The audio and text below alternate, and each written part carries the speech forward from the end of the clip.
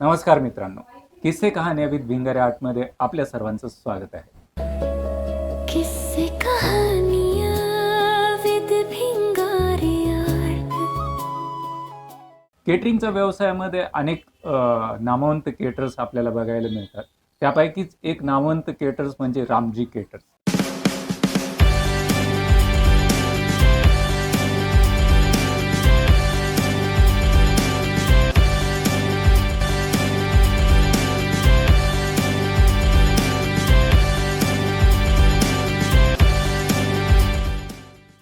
आपण त्यांचे सर्वेसर्वा मिस्टर निकम साहेब यांना आपण आज भेटणार आहोत. नमस्कार.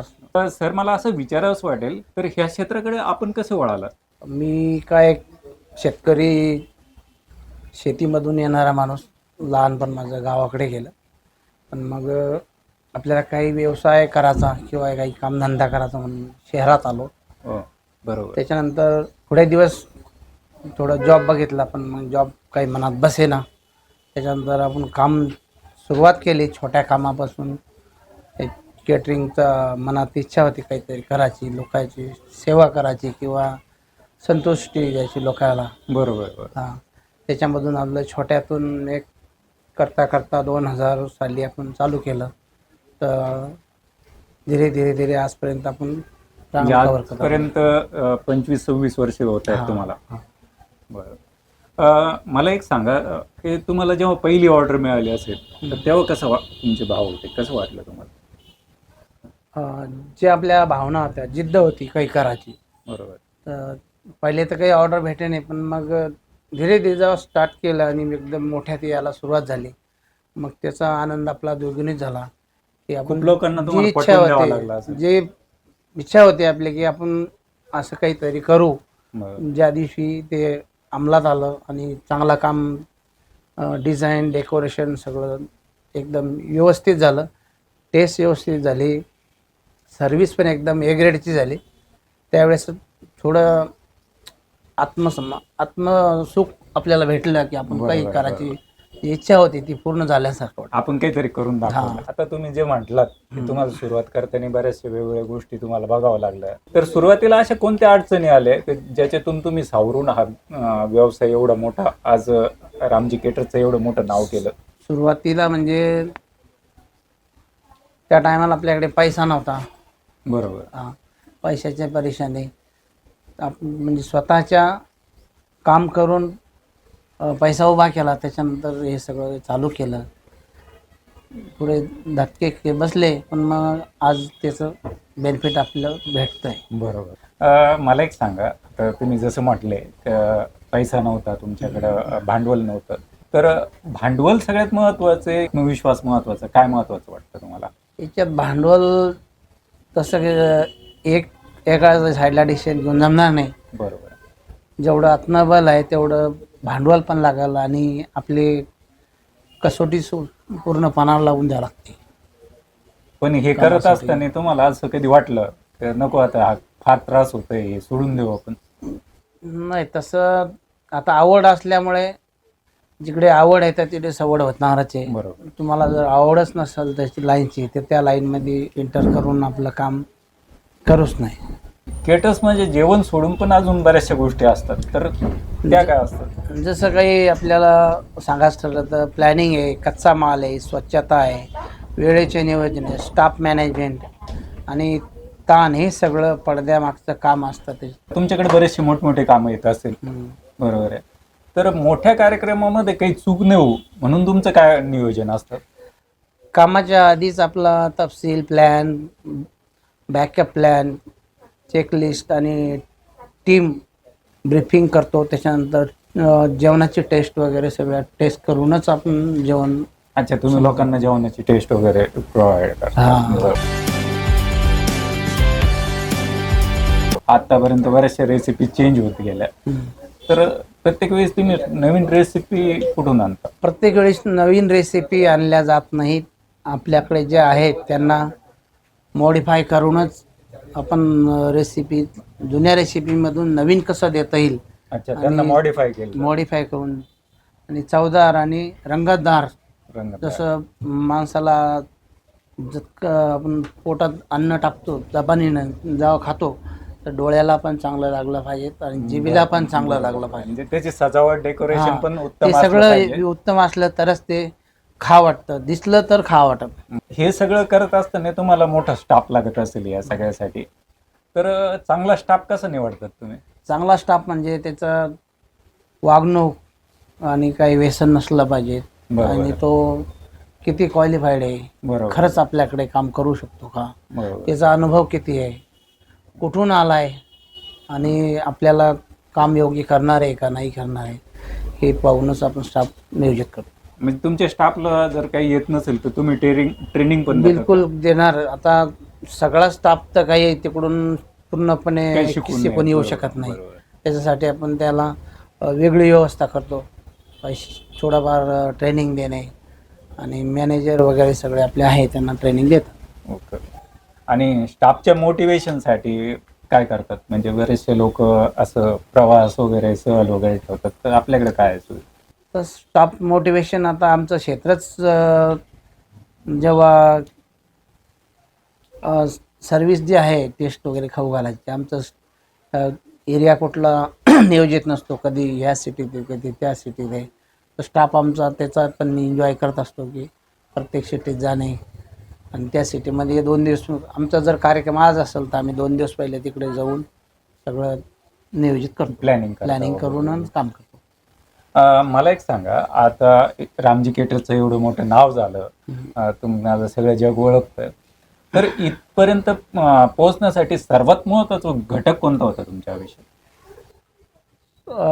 कामामध्ये सातत्य आणि दर्जेदारपणा आणि कामाचे व्यवस्थित टापटीप करून काम ठेवणे. बरोबर.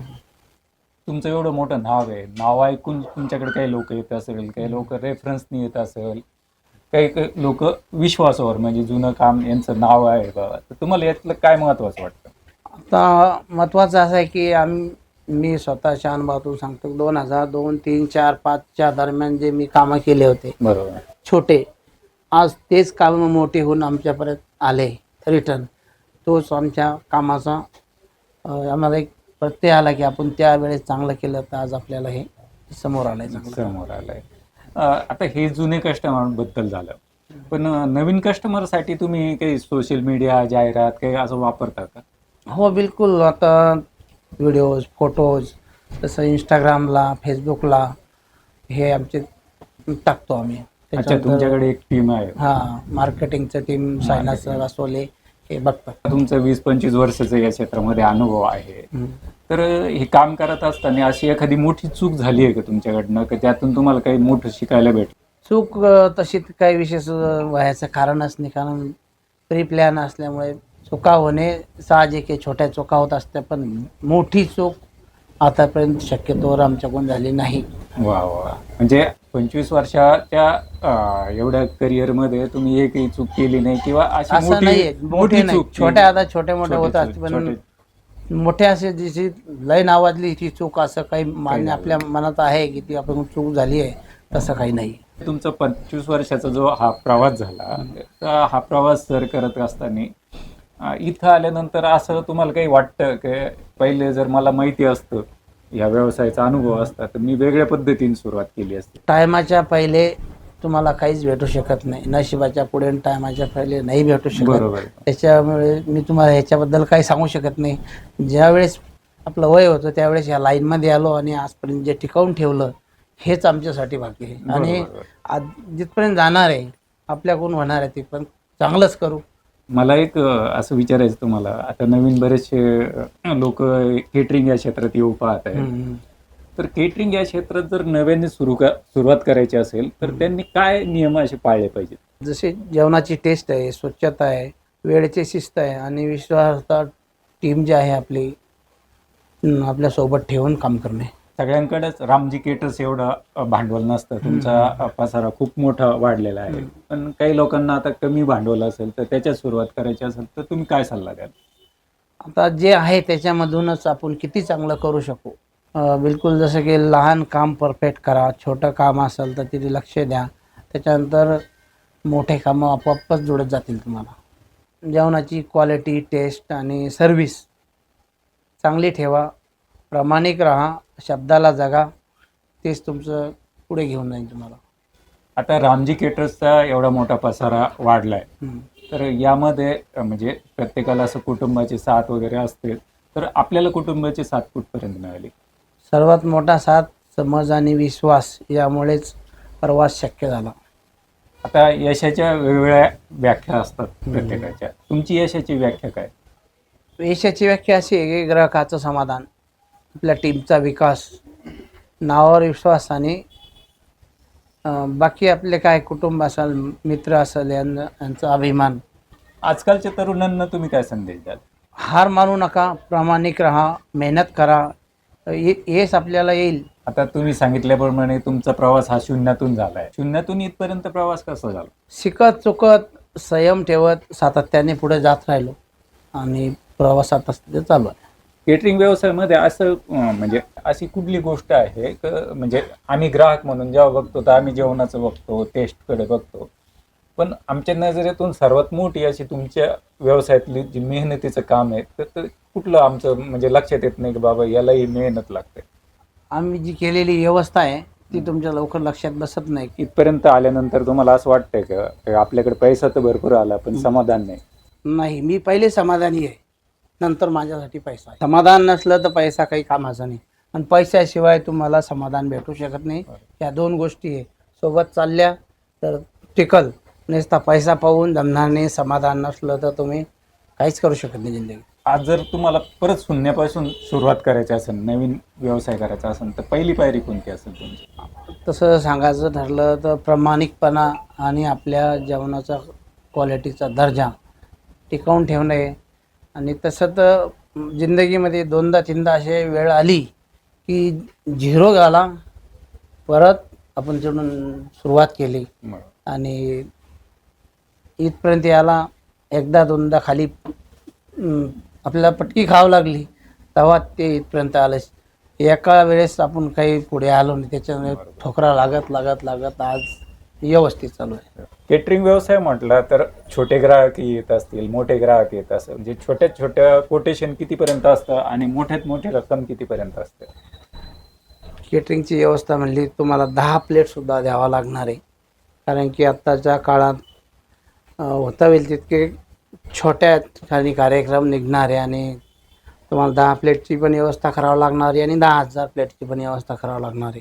म्हणजे काही कार्यक्रम छोट्या स्पेस छोटे पण आहे आणि जसं की कुणाकडे पाहुणे आले, कुठे छोटा कार्यक्रम, बड्डे आहे, कुणा डोहाळे जेवण आहे, बिलकुल नामकरण आहे, ते छोटे छोटे 25, 50, 100 लोकांचे कार्यक्रम असतात. त्याच्यासाठी पण आपल्याला उत्तप ठेवावं लागेल.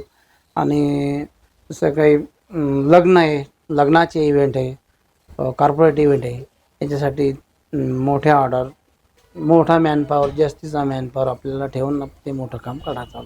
मला असं विचारायचं आहे की आता कॉर्पोरेट लेवलचे तुम्ही मोठमोठे हे सांभाळतात, हे लोक अगोदर तुमच्याकडे येऊन चव वगैरे चाखत असतील, म्हणजे जेवण कसं मिळतं, काय मिळतं? जो पण कस्टमर येणार आहे, आता जवळजवळ आमच्या 30 दिवसातले 15 दिवस तरी त्या एका महिन्यामध्ये कार्यक्रम असतात की समोरच्या येणाऱ्या कस्टमरला आम्ही सरळ सरळ दुसऱ्या जो कार्यक्रम आपल्या बुकिंग आहे तिकडे सर्व्हिस आहे त्याला तिकडे आणून आणि टेस्ट देतो, सर्व्हिस दाखवतो आणि त्याच्यानंतर बोलतो पुढे.